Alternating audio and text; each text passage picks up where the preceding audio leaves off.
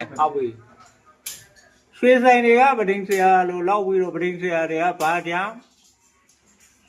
ရွှေဆိုင်လောက်ကျင်ရလဲရွှေလေမင်းเนี่ยမိပါတော့ပဒိန်ဆရာတွေတော်တော်များများနေပြီးရွှေဆိုင်ပုံးတင်လေးမှာဝယ်ခဲ့ပြီးမသိရွှေဆိုင်ပွဲပွင့်တယ်လို့ပါလို့လောက်ပြီးခဲ့ရွှေဆိုင်သမားတွေကနေပြီးအိမ်ဆိုင်ထဲမှာပဒိန်ဘူမင်းပြတဲ့ပဒိန်ဘူတွေကိုအဲ့ဒီလောဝါပြီးလောလို့ဓာတ်မယ်ဗီဒီယိုရိုက်တက်တော့ဆိုတဲ့ခိုက်တာဒါခိုက်ရတယ်လိန်ကားတော့ဝါလာ တကယ်တမ်းကိုမှအမှန်တကယ်မဟိတဲ့နဲ့သူ့ကိုပြောတာနင်းနေအပေါ်လို့ပြောတာပါသူများနဲ့လောက်တဲ့ဟာတခု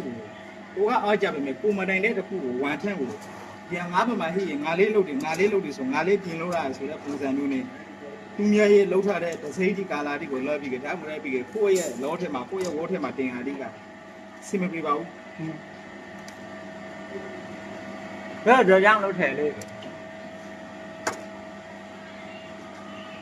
ချို့ညလေတော့တချို့ရွှေစက်တီးပါလိမ့်ညာလေးဖွင့်ထားခဲ့တချို့ရွှေစက်တီးမှာကဗရင်ဘူးမရှိလေဒါဗရင်ဘူးမရှိပဲသူကဟိုဘယ်လိုလဲသူများတွေအထင်ကြီးခံနေတဲ့သဘောပေါ့ငါတို့ရွှေဆိုင်ကြီးမှာလေဒီလိုရွှေဆိုင်တွေရှိတယ်ဆိုတဲ့ပုံစံမျိုးကိုပြချင်တယ်ဒါပေမဲ့တကယ်တမ်းကျတော့သူတို့ဆိုင်မှာရွှေဆိုင်မရှိဘူးရွှေဆိုင်မရှိတာဗရင်ဘူးမရှိဘူးဗရင်ဘူးမရှိဘူးလေသူများစီကဟိုသူတို့ကကော်ဖီပေါ့ကော်ဖီယူလိုက်ပြီးတော့ဒီမှာငါတို့စီမှာလည်းရွှေဆိုင်လေးတစ်ခွက်ဒီလို